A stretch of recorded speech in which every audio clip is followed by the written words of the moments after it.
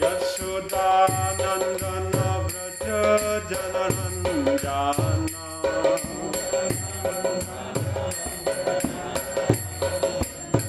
Yamuna Tiravanachari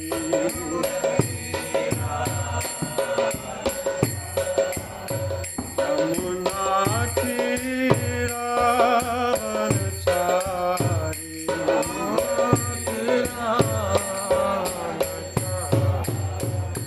Jayo Radha Madhava Kunja Vihari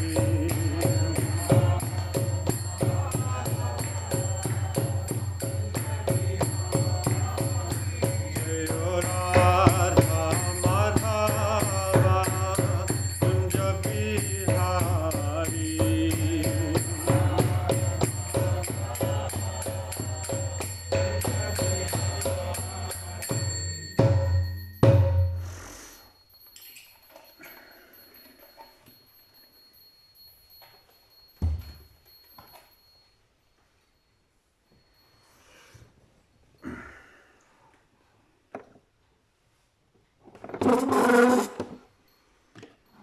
Om Namo Bhagavate Vasudevaya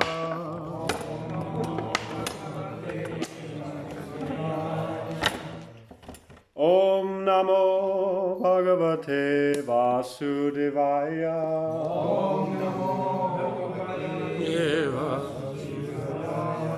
Om Namo Bhagavate Vasudevaya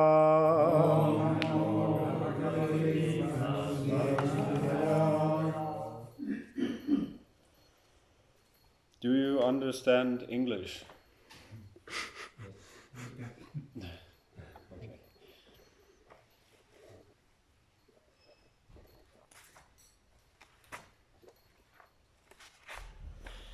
Srimad Bhagavatam, Canto 1, Chapter 2, 624.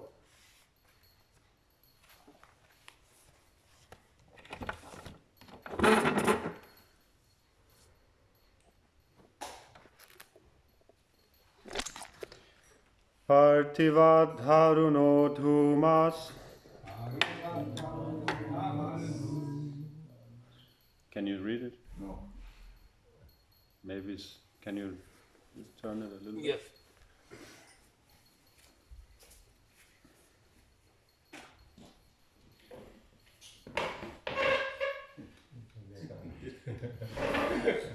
Let's see. A little less. Did you? A little? Okay, stop. Perfect. Not easy to measure. Can you read? We have people like this, and then we have people like that. We should all come. We need to have like a measurement to make it more, proper. Okay, we try again. Partivadharuno dhumas. Partivadharuno dhumas. Tasmat agnistrayimaya. Tasmat agnistrayimaya. Tamasastu rajastasmat. Tamasastu rajastasmat. Sattvam yat brahmadarshanam. Sattvam yat brahmadarshanam. Parthivat daruno dhumas. Tasmat agnistrayimaya. Tamasastu rajastasmat. Sattvam yat brahmadarshanam.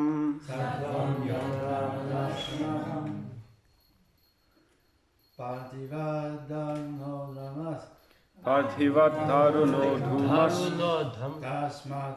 Tasmad Agnishtrai Maya Tasmat Agnistrayi Maya Tamasastu Rajas Tasmat Tamasastu Rajas Tasmat Sattvam Yad Brahmadarshanam Sattvam Yat Brahmadarshanam Parivadaruno Damas Partivatharuno Dhumas Tasmadagnistrayi Mayas Tasmat Agnistrayi Maya Tamasastu Rajas Tasmat Tamasastu Rajas Tasmat Satvanya Brahmadarshanam Sattvam Yat Brahmadarshanam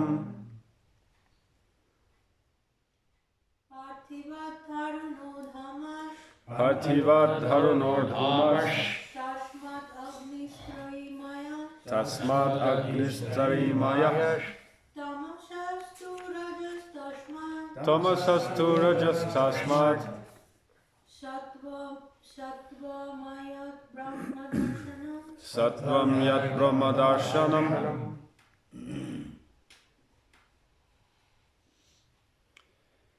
Parthivat Parthivat from earth. from earth. Dharuna Dharana firewood. firewood. Oh, nice. Winter is coming up. We need that. Dhumaha Dhumaha smoke. smoke. Tasmat Tashmat from that. from that. Agnihi Agni fire. fire. Trayi Right. Vedic sacrifices. Vedic sacrifices. Mayaha Maya made of. made of. Tamasaha Tamasah in the mode of ignorance. in the mode of ignorance. To Do but. Rajaha Raja what is that? the mode of passion. The mode of passion.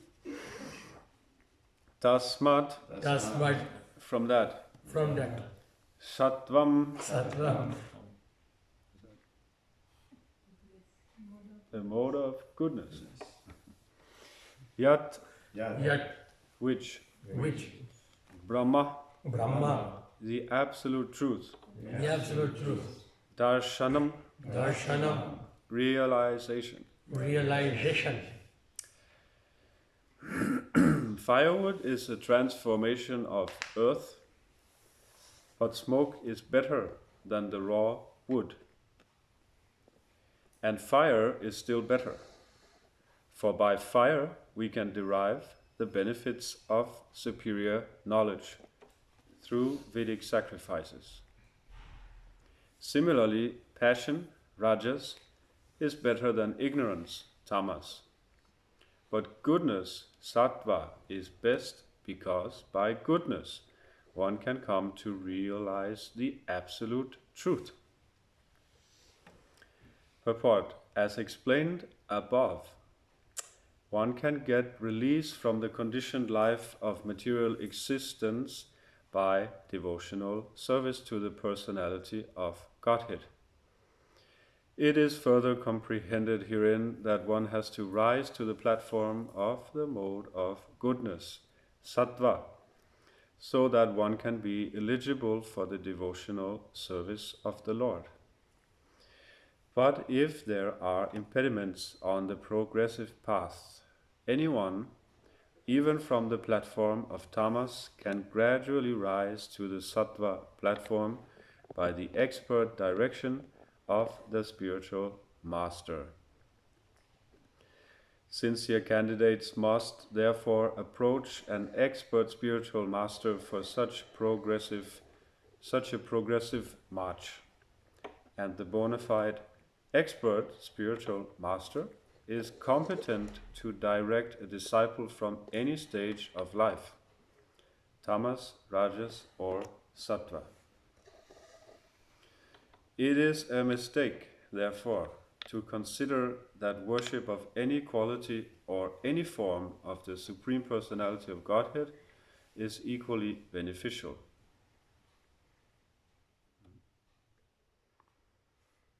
Except Vishnu, all separated forms are manifested under the conditions of material energy.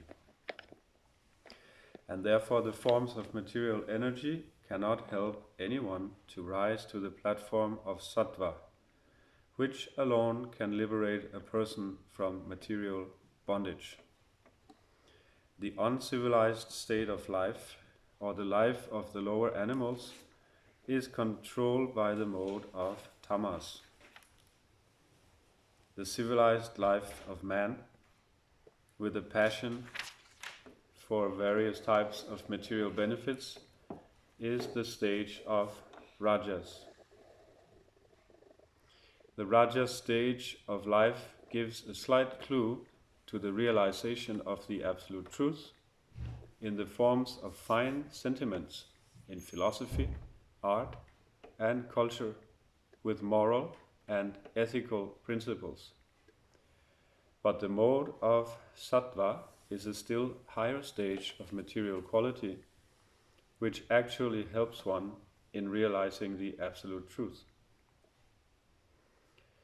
In other words, there is a qualitative difference between the different kinds of worshipping methods, as well as the respective results derived from the predominating deities, namely Brahma, Vishnu, and Hara. Hara is Shiva. Om Agnana Timirandasya Gyanandina Shalakaya Chakshuronmilitan Jena Tasmai Shri Gurave Namaha. Nama Om Vishnu Padaya Krishna Prestaya Bhutale Srimadhe Bhakti Vedanta Swaminiti Namine Namaste Saraswate Deve Gauravani Pracharine Nirvishesha Shunyavadi Pastyatari Satarine Vanchakalpatarubhyascha Kripa Sindhubhya Eva Cha Patitanam Pavanebhyo Vaishnavebhyo Namo Namaha.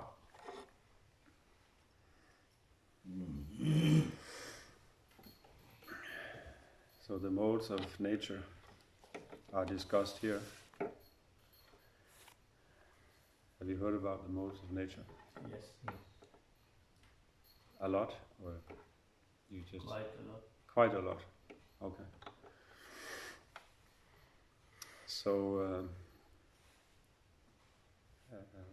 this human form of life is especially in the mode of passion, rajas, and our present modern society is also, as one devotee said, an overdevelopment of the mode of passion. It's an artificial way of life, what we see. Too much building, Prabhupada said building and breaking. There's hardly any goodness left in our day and age. If you see, I went to New York, so I saw how they do construction. They only do two things, building and breaking. They don't maintain anything, practically speaking. If they want to build a new skyscraper, they demolish the old one. They were just demolishing, when we were staying at the temple, they were just demolishing one tall building. So that's the mode of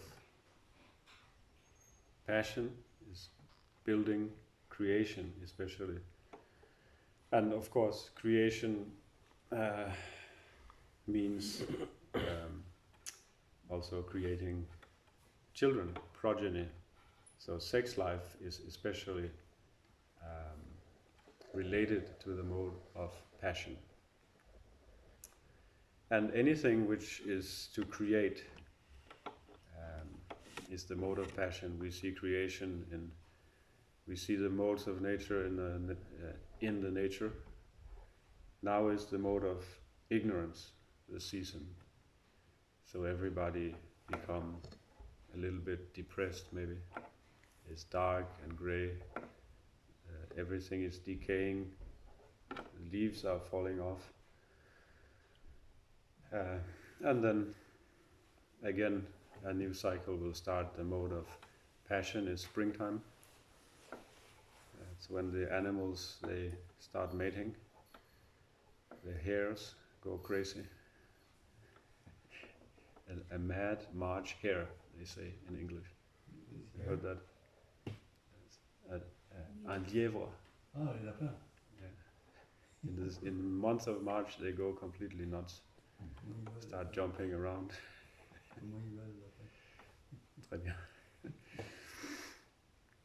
So, and then for some time, everything is maintained in the summertime. So it's mode of goodness means stability, maintenance. And it also, all these modes of nature, they also affect human psychology. So that it's a big topic. I've just heard a seminar about it from, of course, my Ravindra Swarup.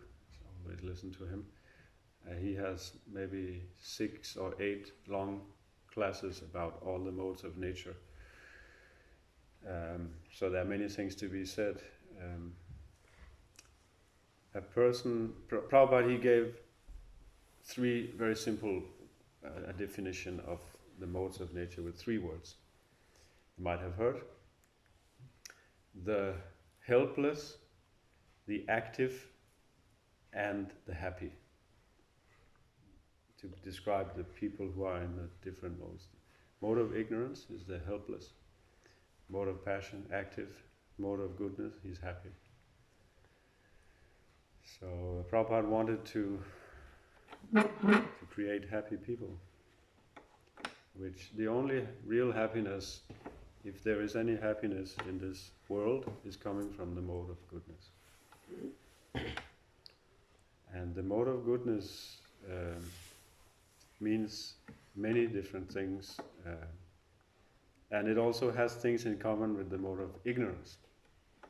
So sometimes, if you're not expert, you might misunderstand some things.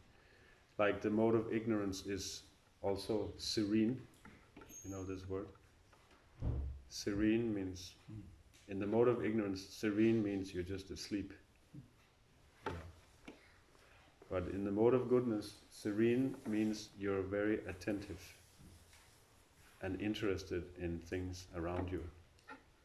But that serenity, if you look, sometimes it looks like the same. Like the person, he might try to do some meditation, but he's actually just sleeping. So he's very serene, but he's not, the consciousness is not very active. So a person in the mode of goodness, he's very calm, he's satisfied, and he also lives, the mode of goodness is also a certain type of lifestyle. So let's talk about lifestyle a little bit. So Prabhupada, he wanted us to change our lifestyle. And he wanted actually to change the whole society, which is a big project, but at least we should change our lifestyle. And starting with, of course, we follow the 4 regulative principles, then we're supposed to just become human beings. But in that lifestyle, there are other things too. It's only the beginning that we follow these principles. And when we follow these principles, that something should happen. We should become purified. Of course, we're chanting Hare Krishna, that's a real purification. But when we start to become purified, we will have many realizations about also the world, how we are supposed to live, actually supposed to live. There are many ideas from society about, for example, how you can live, how you can have what they call green energy. And most of the ideas are not the solution. Prabhupada has the solution to how we should live. Prabhupada doesn't say we should have windmills or electric cars or what else? What else is green energy? They say solar panels. Prabhupada also don't talk about solar panels.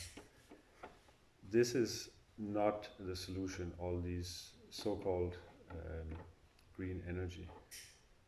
What is the real ecological way of life? It's actually, you don't need machines. You have the power from the bulls. They will do the farm work and they will also do the transport. It's not very fast. But that's another aspect of the mode of goodness. That's why, because we are in the modes of passion and ignorance. So that's why the transition to the mode of goodness it's a little difficult for us. Because in the mode of goodness, the work is hard and slow. It's not that mode of goodness means no hard work. Forget about that. This is a sentimental idea. Mode of goodness means very hard work and it's very slow. So it's like transportation with animals, means you have to slow down from 100 kilometers per hour in your car to 5 kilometers per hour behind the bulls. That's a little difficult for us. But that's what Prabhupada wants, actually. And so ox power and muscle power, that's the green energy. Human muscle power. In a society in the mode of goodness, it is not based on industry, it's based on agriculture without machines. That does not mean you cannot use some apparatus for kind of technology is there, but it's not based on oil or electricity or anything like that. Electricity, what is that based on here in France? What is the real power behind it? Nuclear power. So is nuclear power better than burning oil? Is it? No. It's 100 times worse. Right? The nuclear exhaust, you don't see the exhaust, but it's underground and it has very bad impact. Yeah, it's very, very, very bad, and it's the worst type of ugra karma that you can get. I think the invention of nuclear power is probably the top of Kali Yuga. Not only the bombs, of course, that's the worst thing, but the nuclear power plants themselves, they are a big, big problem especially when they break down. What should we do with the waste? I have customers who have very high posts in EDF, and they told me about things that they only know. It's not in the public, and they said that, I know you can turn it off. Anyway, so they said that there are big problems with the nuclear power plants in France. Very big problems. Some of them are so old that some of them they just closed down, and others are in a very bad condition. So, and he was saying that you will see power cuts. I think he said that last year, and we saw power cuts. Not so long, but we saw power cuts for 1 hour, 2 hours or more. At least in Bari, I don't know. If you here, maybe you don't notice so much, I don't know. So, nuclear power is certainly not the solution. Although there is a lot of propaganda that, yes, now we will discover pure nuclear power, right? And that's in the news. But it's all, it's not the solution. The solution is to well, first of all, they don't talk about lowering our standard of comfort or consumption. They never talk about living a more simple life and lowering the standard, right? They talk about replacing the energy with so-called green energy. That's what they talk about. We should still have cars. We should still have airplanes, all these things. But we just change the energy. They think like that. They would never say that maybe you should grow your own food at home, and if you can use animals, they never talk about that. Because they want sense gratification. That's the mode of mode of passion means unlimited desires for sense gratification. And as Krishna states in Bhagavad Gita about this, he says, the man who strives to satisfy the desires that are coming incessantly, just like, what is that, like water flowing into the ocean. The man who strives to satisfy those desires will never be happy. We should tolerate all the desires that come, just like the ocean remains calm, even though so many rivers flow into the ocean doesn't change. So we should become like that. There are so many desires. Some of the desires obviously we need to eat, we need to do so many things. But we should not be in the mode of passion where the goal of life is sense gratification. The goal of life should be to satisfy the senses of Krishna. And that means in order to come to the mode of goodness and come to transcendence, we need to have a paradigm shift. Have you heard about the word paradigm shift? Which I think a German philosopher talked about, Thomas Kuhn. And that paradigm shift that normally only happens, if it happens only once in your life, usually when you're young. We say in Danish, it's difficult to teach old dogs new tricks. So, I'm not talking about you. So. Sorry. Not talking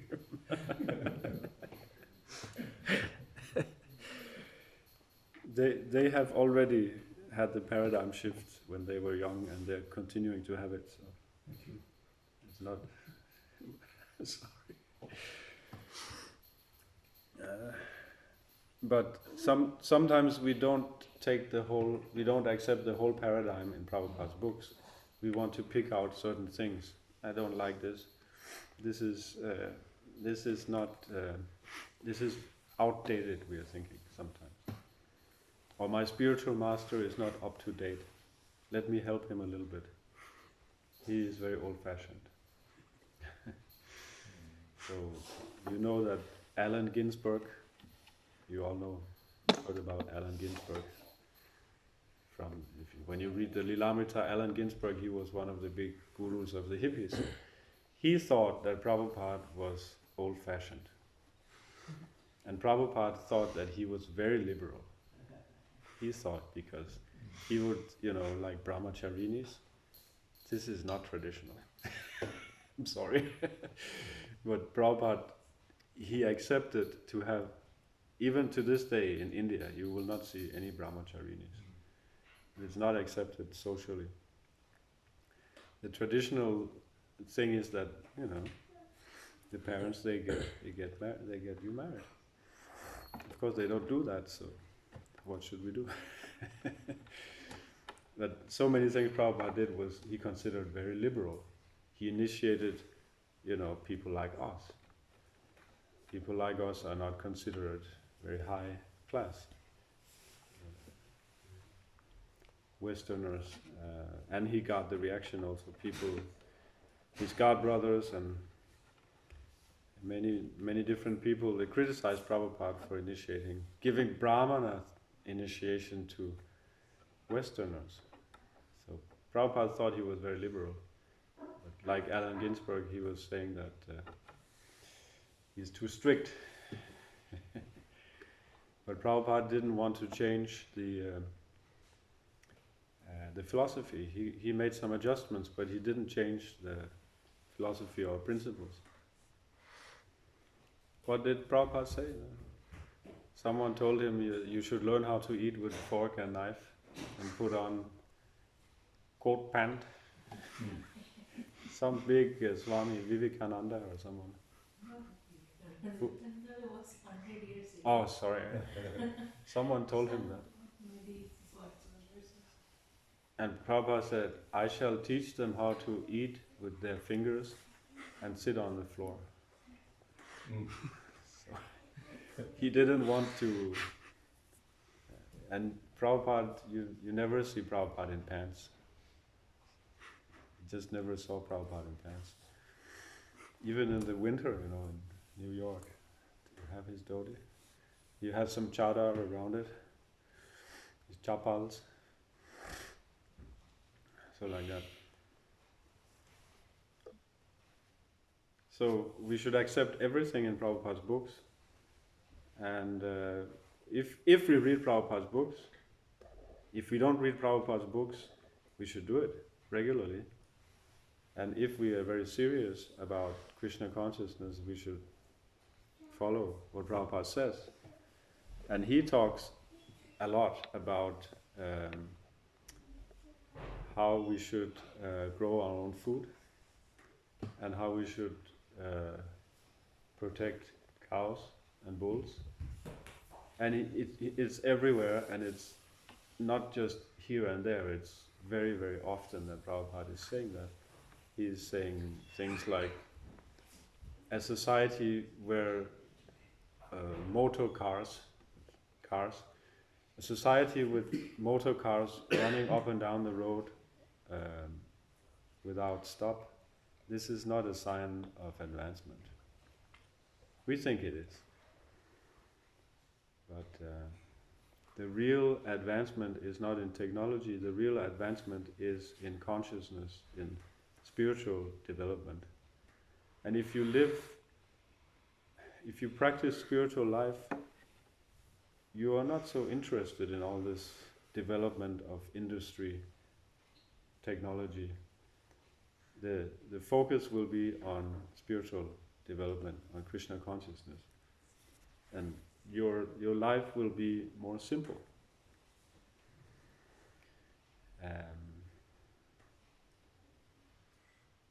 So you can say that, okay,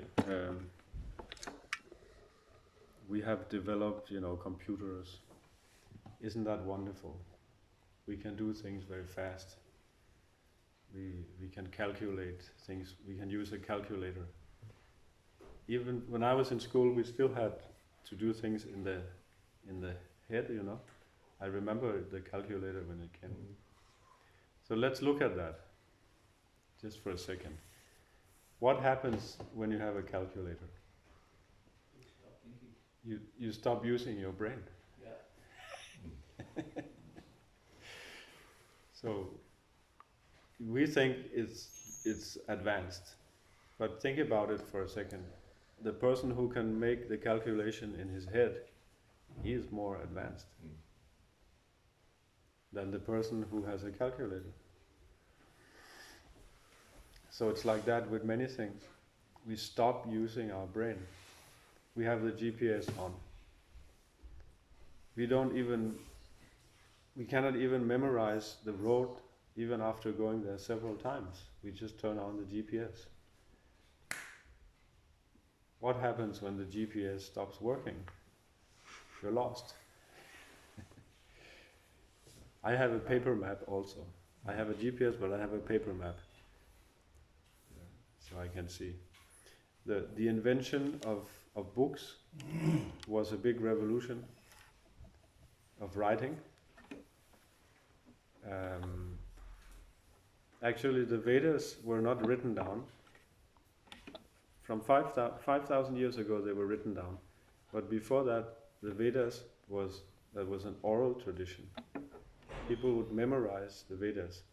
And Indian people, especially like Lochan from South India, they can memorize very well. They have, right? In the South India you have a tradition for, I think. Is it true or not? Yeah, true. Definitely not me, but Yeah, you also. So that you could memorize. So the invention of books was actually not an advancement.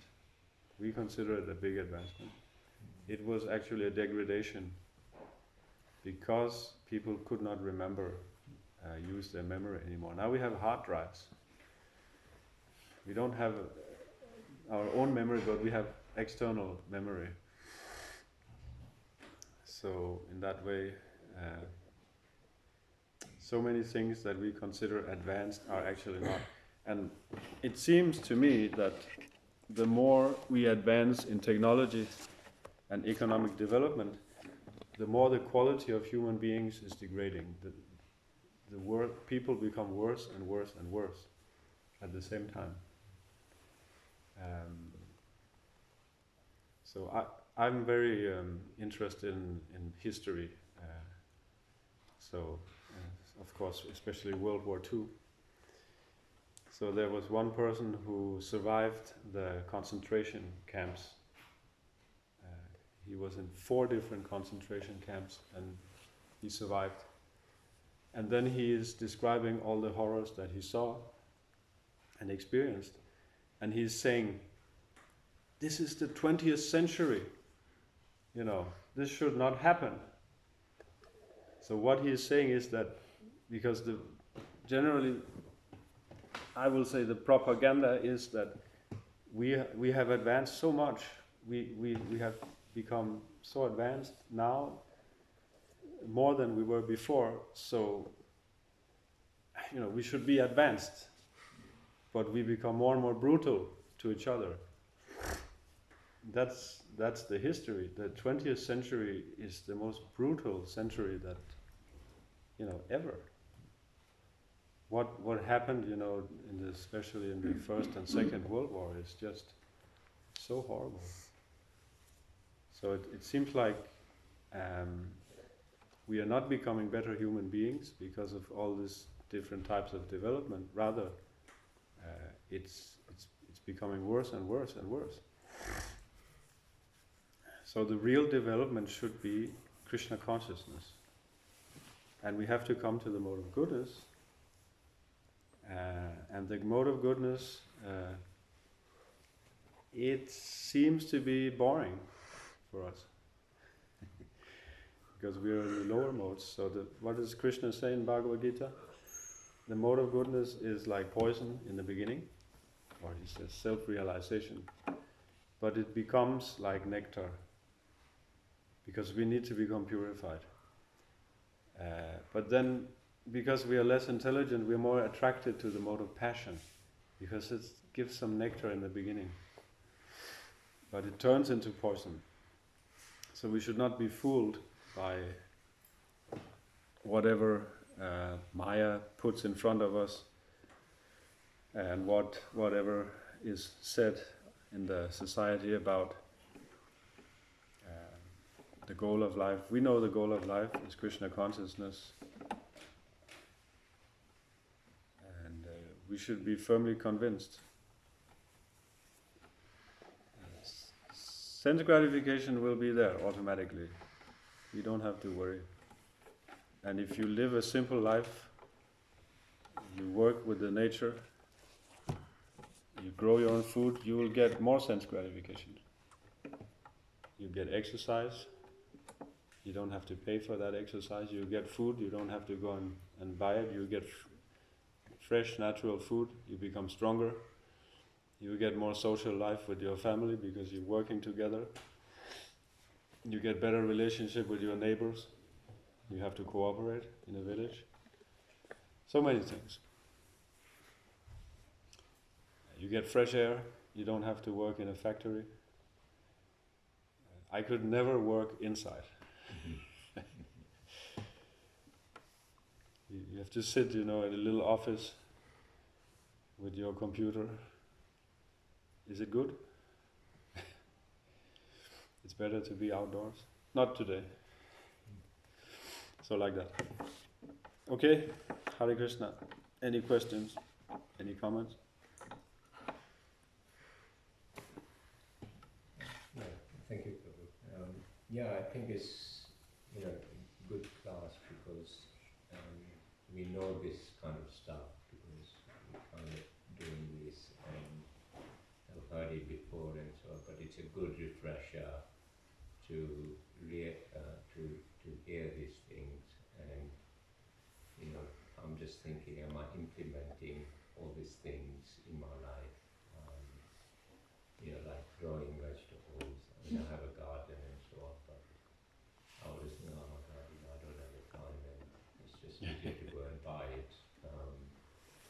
So it is a good reflection for me, and maybe I should plant something. Yeah, no, it's even if it's few cucumbers and few tomatoes and things like that. At least it's a start that way. I'm one of those. Yes, let's just go and buy it because it's like I've tried and it's the maintenance because if you're away for 1 week or 2 weeks, especially in the summer, and nobody there to water it, then it dies. And then I'm thinking, I cared for it for 3-4 weeks and I'm not there and it's done. So how do we deal with that?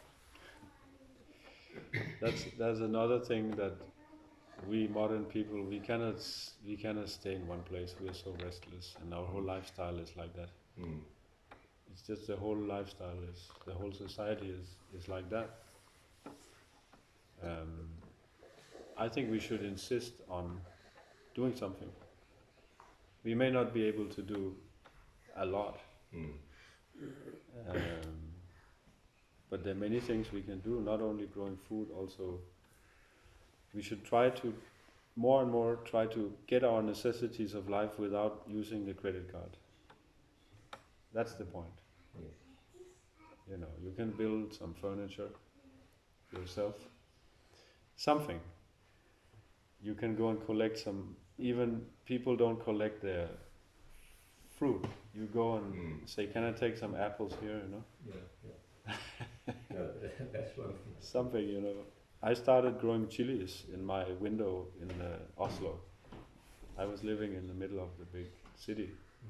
I had chilies in my window, and I got chilies in the winter. Throughout the winter they were giving. So a little bit. Yeah. Of course it developed.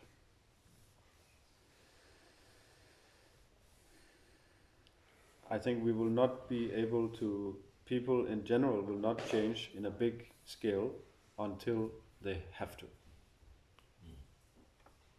That I think there is no doubt about that, including devotees. But some devotees should do it.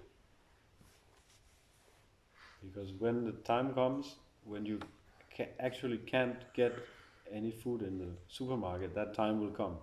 It's not like doomsday speech, hell and fire, but it's a fact that time will come. There won't be any food in the shops. What will we do? And we saw a glimpse of that during COVID. People are fighting for food in supermarkets. What will happen when you come and maybe they will tell you now your money is not worth anything. Your paper notes or your digital numbers flashing on a screen. What is that? It can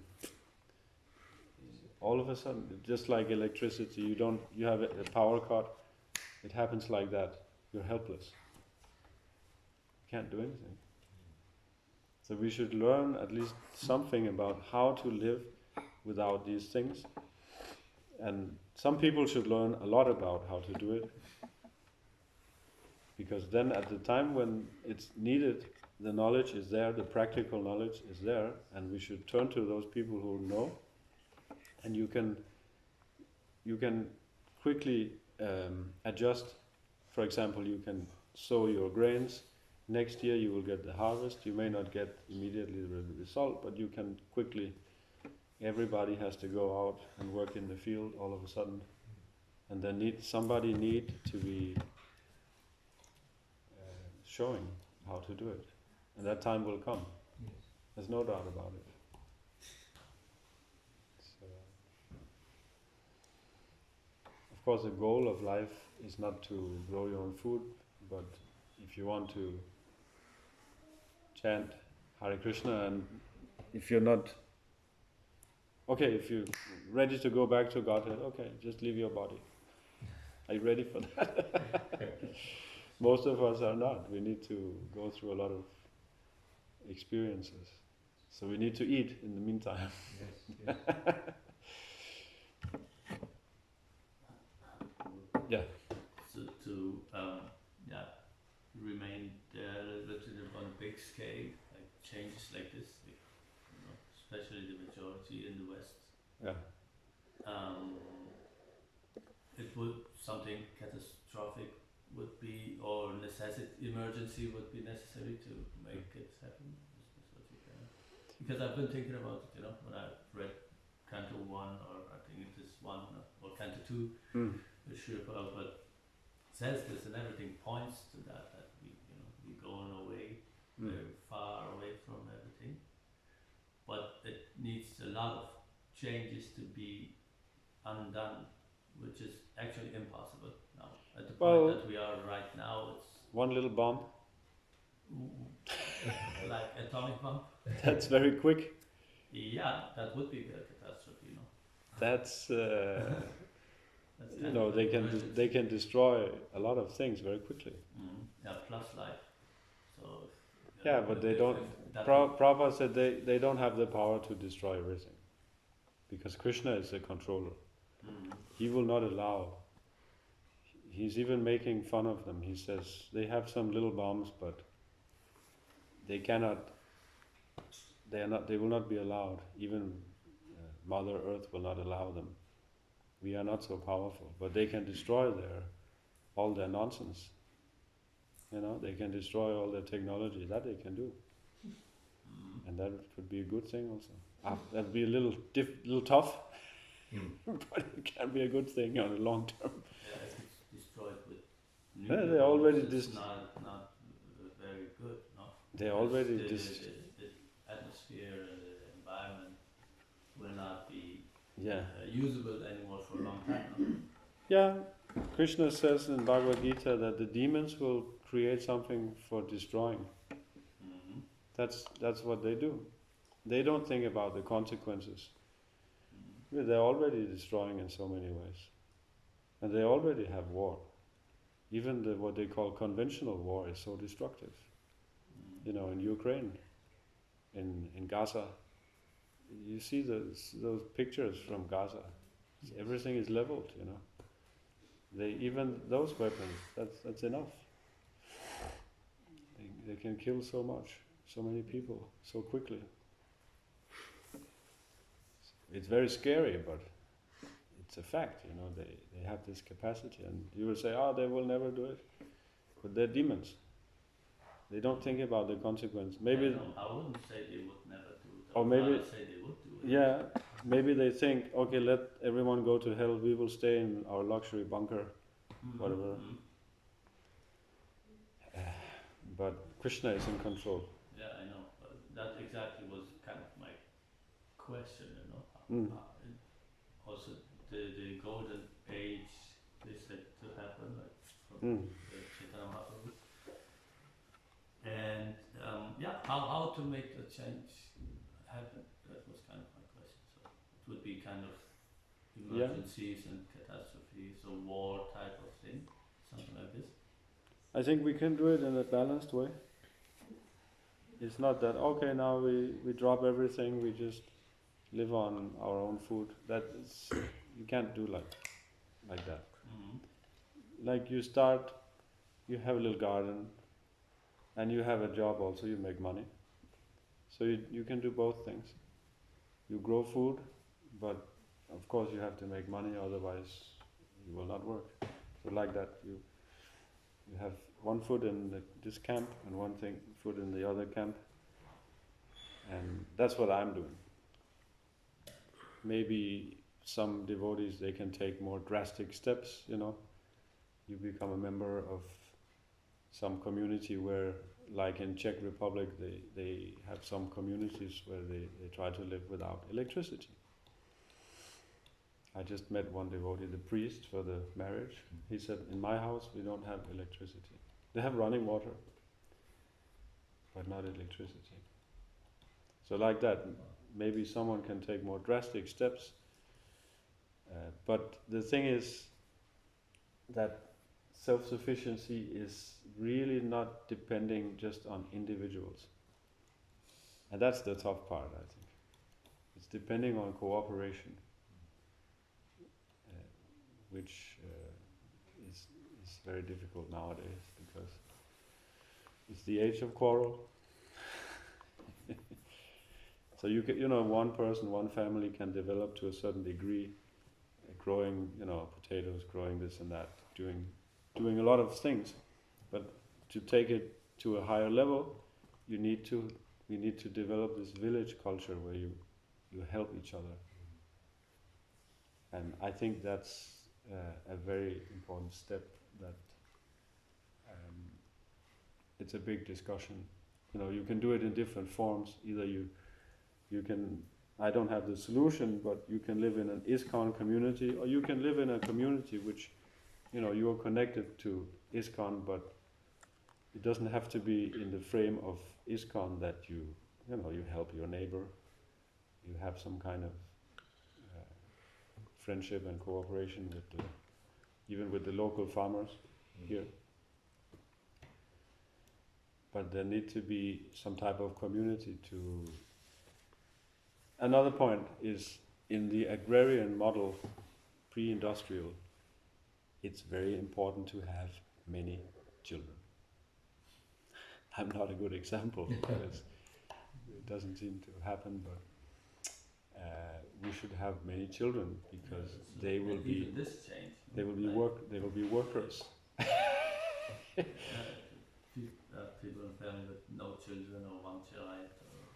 Yeah, but then again, if you raise children, because we are in this system, modern system, you raise children, it's a problem to have many children nowadays. They cost money.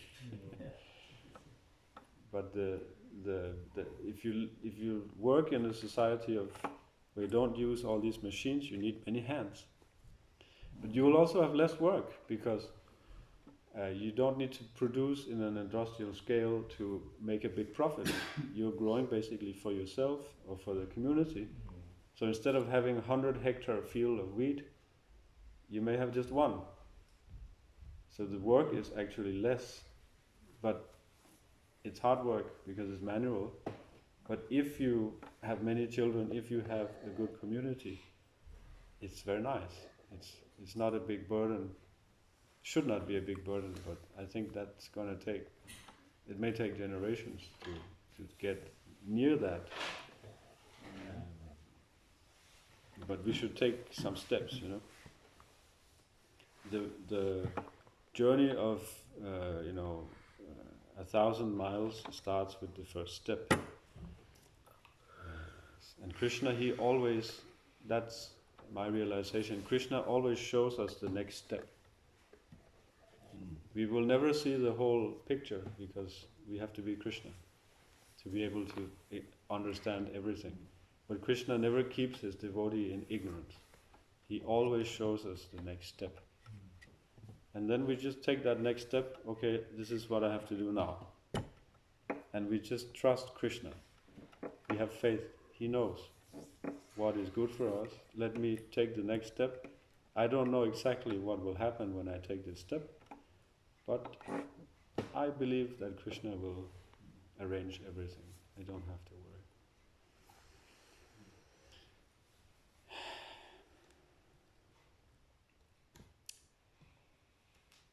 Is it okay? Again, this, we forget that, not forget, but although we know that Krishna is there to help us, but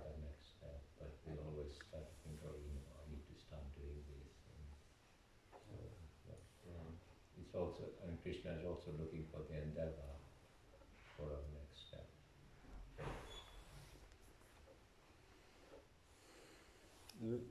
We take risks, not foolish risks, but if we want to do things in this world, there's some kind of risk where we say, okay, Krishna, help me.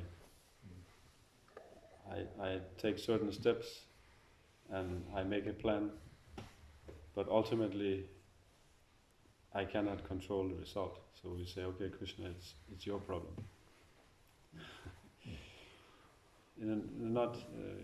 We say it in a nice way. It's really Krishna is he's in charge of. We shouldn't worry. Worry comes from not understanding that Krishna is there. Some worry, we have to worry a little bit, but for Krishna, but not this worry that it becomes we undergo stress. We become permanently we cannot sleep at night, or the mind just starts spinning around. We have to always remember Krishna is there. He is always helping. I just have to do my duty. Then everything will be okay. So, Hare Krishna. Hare Krishna. Stop here.